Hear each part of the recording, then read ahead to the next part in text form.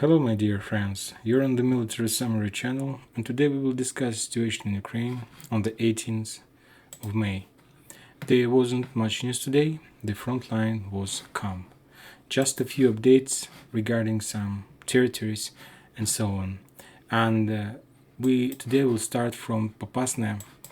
This morning the Russians, as you see, if you take a look at the map, you see that the region near Popasna was updated. If you remember that like a few days ago the Russians were controlling just a town, like just this area around the town. So this is the only territory that was under Russian control. And as far as you see now, the Russians are controlling a lot, like few times bigger territory than they controlled even a week ago. So we can say that the Russians, they're increasing their bridgehead in this area. And this morning, the Russians announced that they managed to capture a few towns around Popasna. And first we got this information from the Russian sources map. They announced that the Russians, during yesterday, the Russians established control over the Kamyshyvaha, not over the entire Kamyshyvaha. If you take a look at this map, you're gonna see that this is gray dots. This is the border of the town. So Kamyshyvaha consists of two parts. The west one is the railway station, and the east one, Kamyshyvaha. So today the Russians announced that they established control over the west part of Kamyshyvaha. They established the control over the Kamyshyvaha with the railway station. More than that, one of the Russian sources announced that the Russians established control over the Vrubivka as well. And they showed that Vrubivka and Kamyshyvaha somewhere at noon. And in the morning, this map was updated by this info that the Russians established control over Kamyshyvaha and over Vrubivka.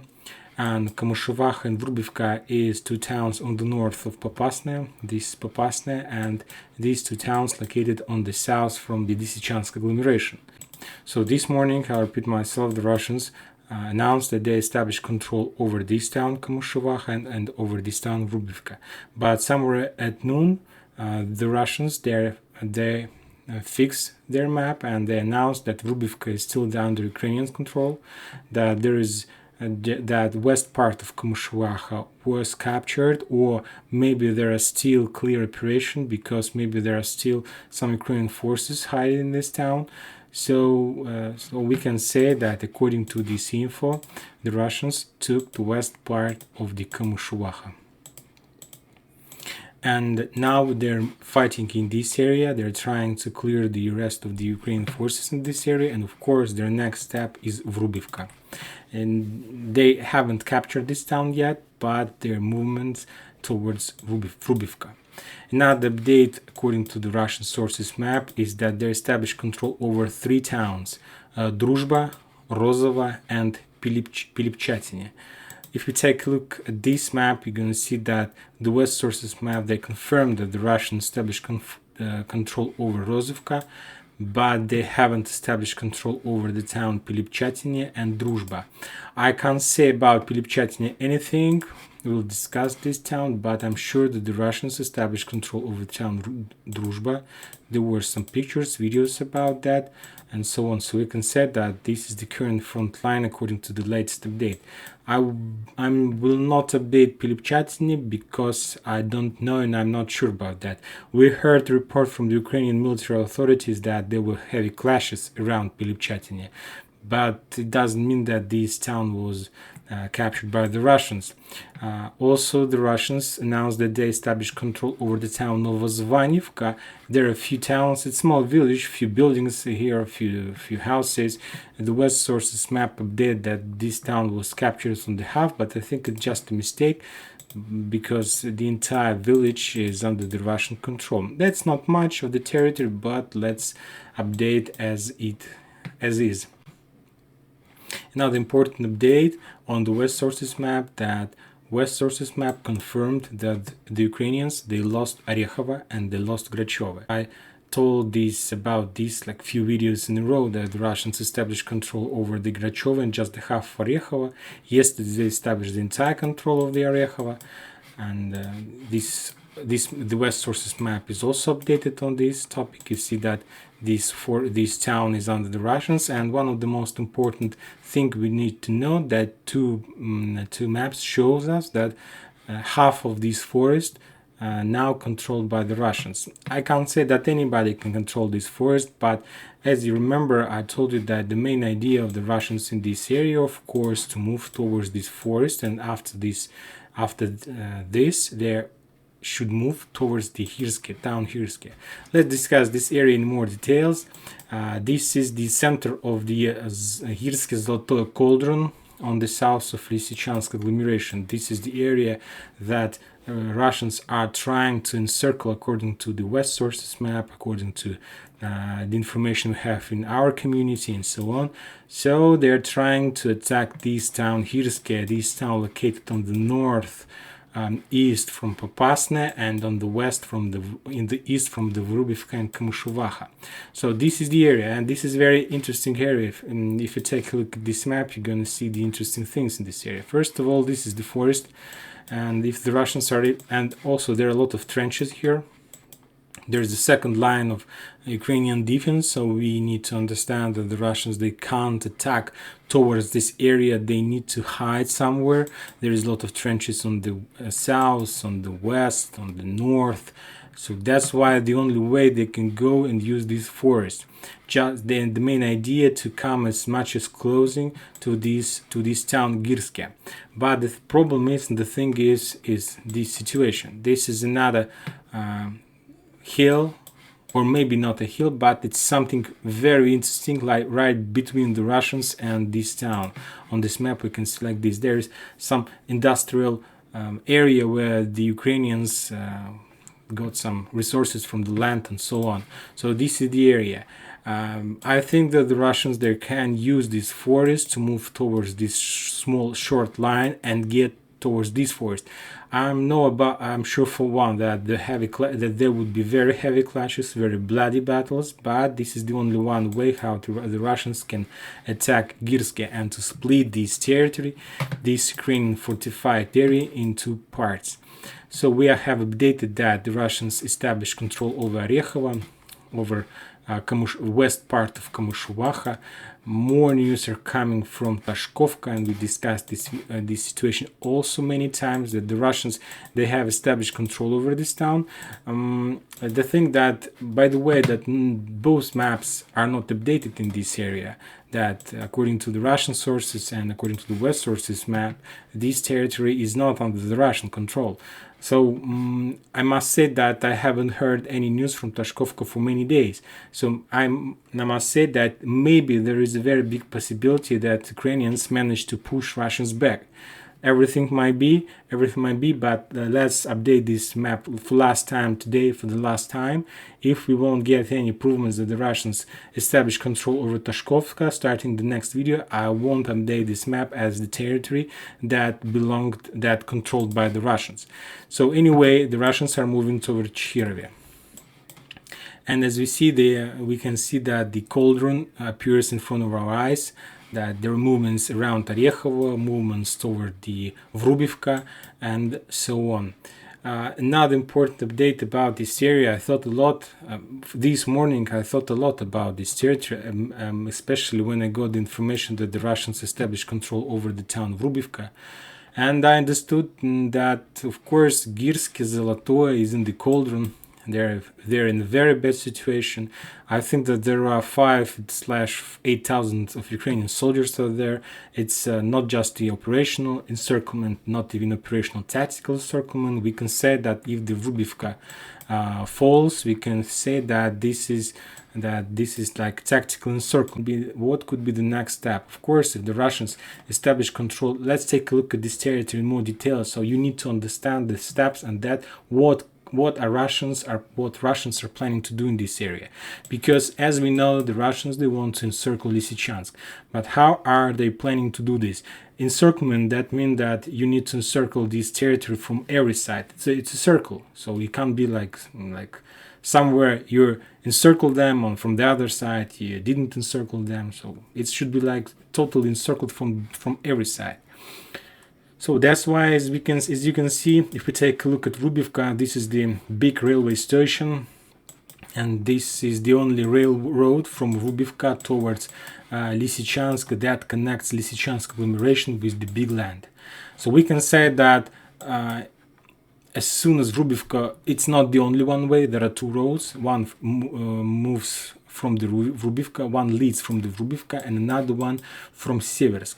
But this road is very important because, as you can see, this railroad leads right exactly to the town. So you can say that this railroad is in the town. So that means that Ukrainians had possibility until these days to supply and support Lysychansk agglomeration with everything they need, with heavy ammo, heavy equipment, with bullets, with shells, with everything, with reinforcements and so on, because there was a railroad, like without any damage, railroad. But now the Russians announced that they established control over the west part of Kamushuwaha, and that means that the Ukrainians can no longer use this railroad. You see that the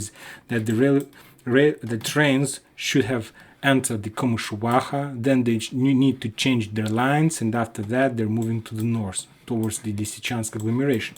So we can say that there are no more, or this road is no longer exist for the Ukrainians, but they still have the roads from the Seversk.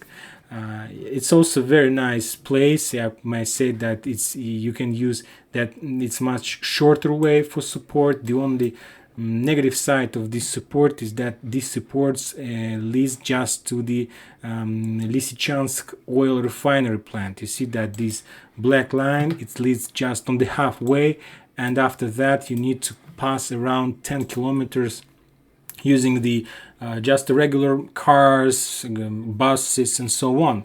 But it's also an option.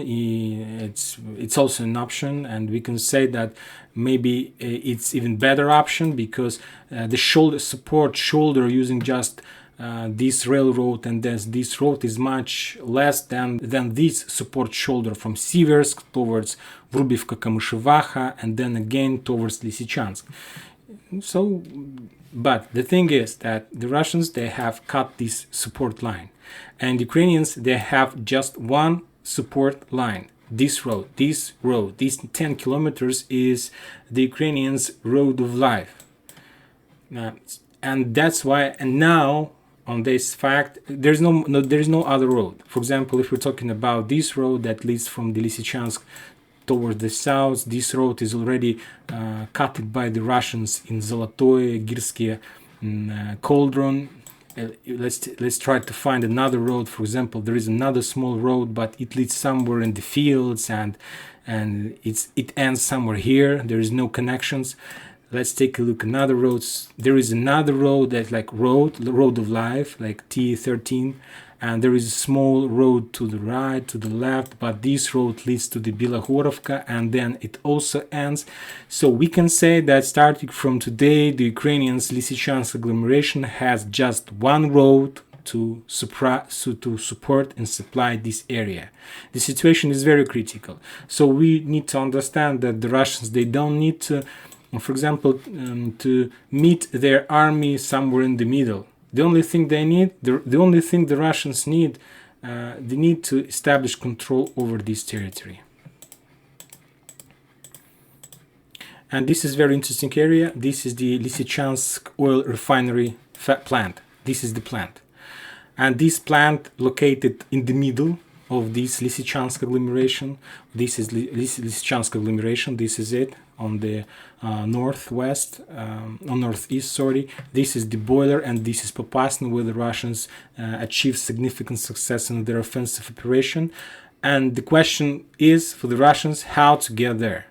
Of course, the Russians, they can use their artillery trying to cut the road, but we understand that, for example, if they're planning to attack from this area towards these roads, it's around 22 kilometers. I'm not sure that it's even possible for the Russians, and more than that, I'm not sure about the accuracy and effectiveness of such artillery attacks.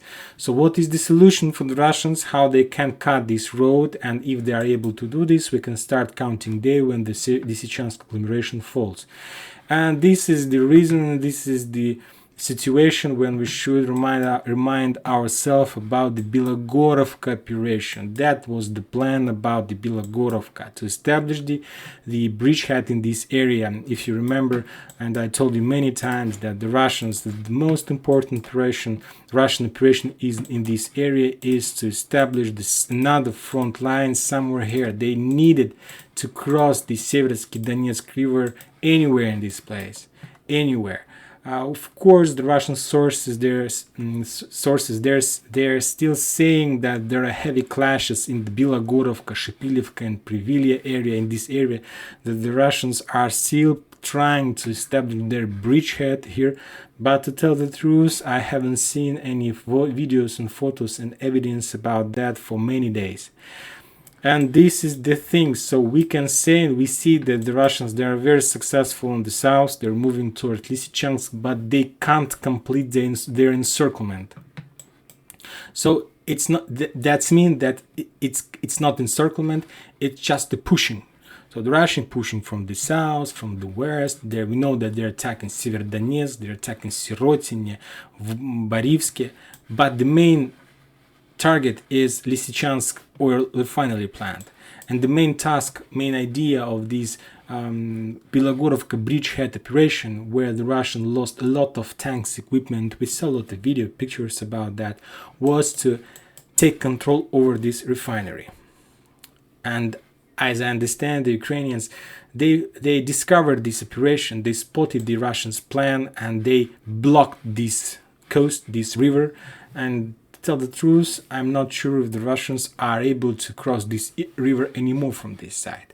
So the question, what Russians are planning to do in this situation?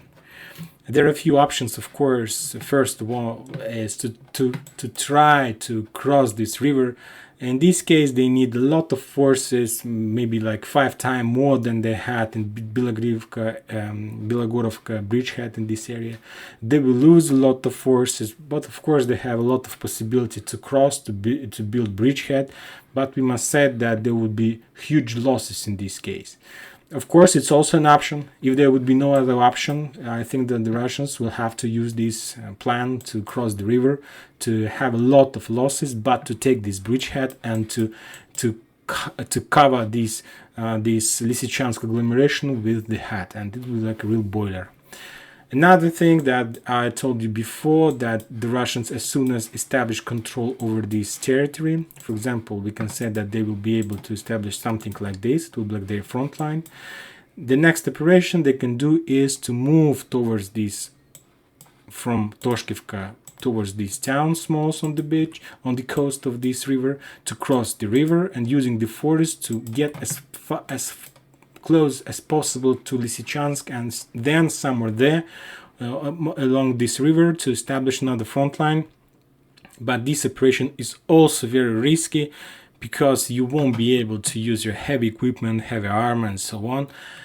So the question, what to do, because if the Russians are planning to attack in front, and if the Ukrainians, they have supply and support and stable road, it will be very difficult. It will be a few months, maybe more, of difficult storm operation with many losses, and people won't even remember.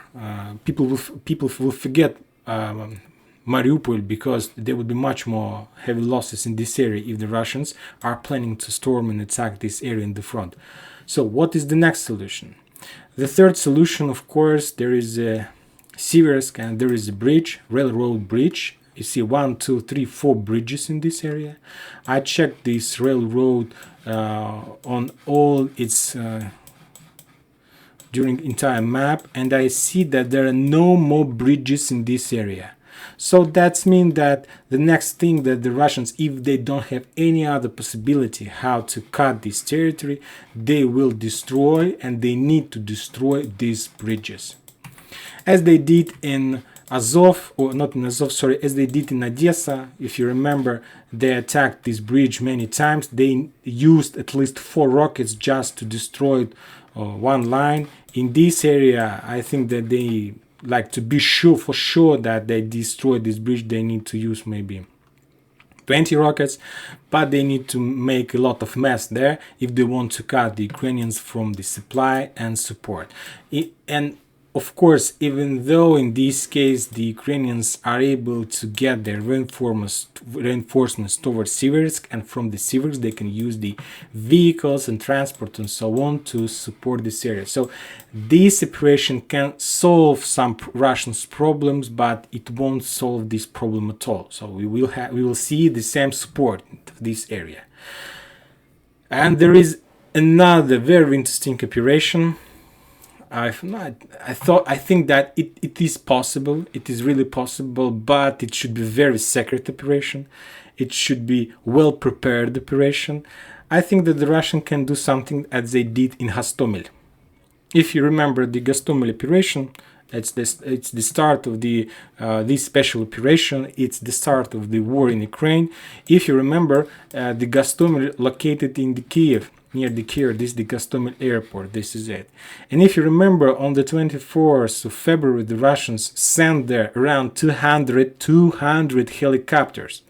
You know that every helicopter can bring around 30 soldiers.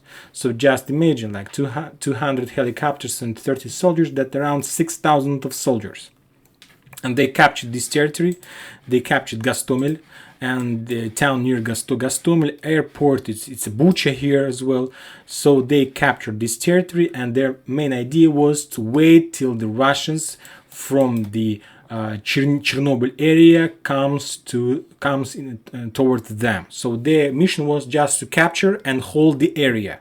This is very cool. That was very cool operation, by the way. It was the best operation in this campaign. So I think that the Russians, they still can do something like this with this Lysychansk oil refinery. So the thing that it will be very difficult. I don't think that Ukrainians will allow them to do this so easily as they allow them to do in near the Kiev, but we don't forget about the surprise effect. And if the Russians are able to send here around, I'm not sure that even 200 is enough, maybe even 300 they need. If they are able to move there around 10,000 soldiers fully equipped, and if these 10,000 soldiers are able to establish control over this refinery plant, it's not big refinery plant, it's like Azov style, but in this case it will be the Azov style, but on the side of the Russians. And I'm not sure that Ukrainians, they have enough of forces to get this territory back. Meanwhile, if the Russians are able to establish control of this territory, the Ukrainians will be forced to attack this area. It will be like a lot of heavy clashes, of course, in this area. Meanwhile, the Russians will have possibility and opportunity to move towards this refinery plant from Popasna. As you can see, there is not much of towns, just one Mykolaiivka, small village, just fields, and with the broad front line, they are able to move towards Lysychansk refinery plant. So this is the only operation I see that can bring a very big and significant success. And in this case, the Russians will be able to encircle around 15,000 Lysychansk agglomeration group of Ukrainians, and we can say about the big victory. But it's just, as you saw many times in my comment, there are a lot of if in this situation, but I repeat myself, I don't see any other option of like fast win. If the Russians want to achieve significant success in a very short time, it's just the only operation I see. But if they want to push from Popasna every day for 2 kilometers, it's also an option. It will take, of course, much more time, but it's also an option. And that's it for today. Thank you for your watching. Subscribe to my channel and enjoy your day. By the way, don't forget to give me your likes. Thank you.